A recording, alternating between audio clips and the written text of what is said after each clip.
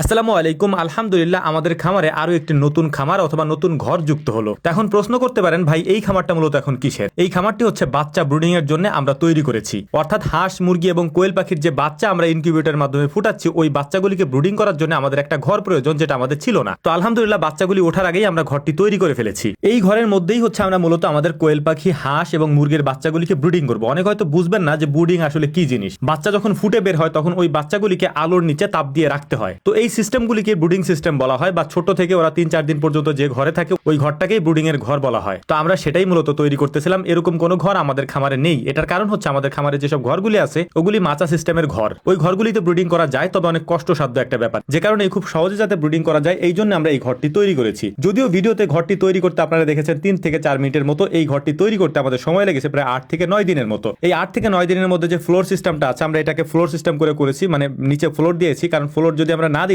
সেক্ষেত্রে হচ্ছে ব্রুডিং করতে আমাদের সমস্যা হবে। এখানে একটা রাত আমি আর আমার আব্বা দুজন মিলে শুধু বালি টানছিলাম। মানে ওই দিন কোনো লোকজন ছিল না, যে কারণ হচ্ছে রাত্রেবেলা সকালবেলা ওনারা ঢালাই দিবে। তো রাত্রে আব্বা আর আমি দুজন মিলে বালি ফেলছি এই পুরো ঘরটার মধ্যে, যাতে করে ওনারা সকালবেলা এসে মিস্ত্রিরা ঢালাই দিতে পারে। তো ওনারা ওনাদের কাজ করে যাওয়ার পর মূলত হচ্ছে যে যারা কাঠ মিস্ত্রির কাজ করে ওনারা ওনাদের কাজ করতেছিলেন। আমরা এটাকে একচালা করে দিয়েছি। দোচালা করে দিতাম, কিন্তু দোচালা করে দিলে একটু সমস্যা হতো, যে সমস্যাগুলির কারণে আমরা দোচালা করে দিইনি, একচালা করে দিয়েছি। তবে আমরা সিস্টেম রেখেছি পরবর্তীতে যাতে এই ঘরটাকে দোচালা করে দেওয়া যায়। তো যাই হোক, আলহামদুলিল্লাহ, এখন অনেক হয়তো প্রশ্ন করতে পারেন যে এতে আপনাদের খরচ হয়েছে কত। এই ঘরটা তৈরি করতে প্রায় আমাদের 30,000 টাকার মতো খরচ হয়েছে। এর পাশাপাশি আমরা যে এটার পিছনে পরিশ্রম করি ওইটা আমরা ধরি না। অনেকে হয়তো মনে করতে পারেন যে এইটা আবার কেমন কথা। মূলত হচ্ছে এটার পিছনে আমরাও অনেক পরিশ্রম করি, যেটা আমরা হিসেবে ধরি না। এইটা যদি আপনি নিজে করেন, অথবা অনেকে নিজেরা করে না, নিজেরা অন্য লোক দিয়ে করানোর চেষ্টা করে, তবে আমরা একটা পার্ট থাকে, মানে আমরা কোনো কাজ করতে গেলে ওইখানে একটা পার্ট আমাদেরও থাকে। অর্থাৎ এই কারণে আমাদের খরচটা অনেকাংশ কমে যায়। এবং আমরা যেহেতু সার্বক্ষণিকভাবে ওনাদের সাথে থাকার চেষ্টা করি, মানে যারা মিস্ত্রি কাজ করে তাদের সাথে থাকার চেষ্টা করি, সেক্ষেত্রে আমাদের কাজগুলো খুব দ্রুত হয় এবং ফিনিশিং বা কাজগুলো অনেক সুন্দর হয় আমাদের কাছে অন্তত।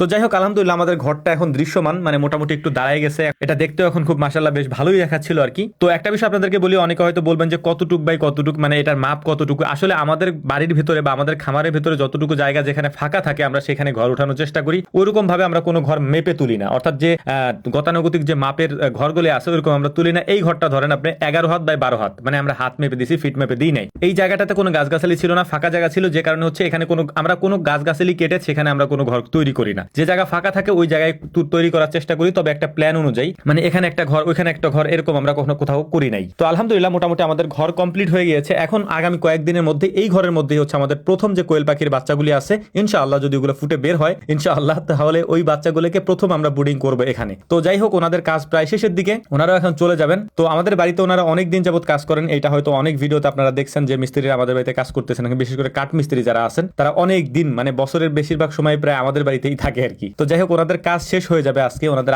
আপাতত কয়েকদিন যাবত আমাদের এখানে কাজ নেই, যে কারণে হচ্ছে আমার মা ফ্রি, তারপর হচ্ছে জলচকি এগুলি বানায় রাখতেছিলেন। তো ইনশাআল্লাহ এই ঘর নিয়ে বাকি বিস্তারিত হচ্ছে যেদিন আমরা এই ঘরে বাচ্চা তুলবো সেদিন আপনাদেরকে বলার চেষ্টা করব কেন এই ঘরটা আমরা তুলেছিলাম এবং এই ঘরের বেনিফিটটা কি, ওই দিন আপনারা বুঝতে পারবেন ইনশাআল্লাহ। তো ভিডিওর শেষে আমরা আবারও আপনাদের কাছে দোয়ার দরখাস্ত রেখে যাচ্ছি যে আল্লাহ তাআলা যেন আমাদের এই ব্যবসায় বারাকা দান করেন। আমরাও আপনাদের জন্য দোয়া করি, আল্লাহ তাআলা যেন আপনারা যে যে পেশায় আছেন তাতে বারাকা দান করেন। আল্লাহ তাআলা আপনাদেরকে সব সময় ভালো রাখুন, সুস্থ রাখুন, এই প্রত্যাশায় এই কামনায় আজকের মতো বিদায় নিচ্ছি। আসসালামু আলাইকুম ওয়া রাহমাতুল্লাহি তাআলা ওয়া বারাকাতুহু।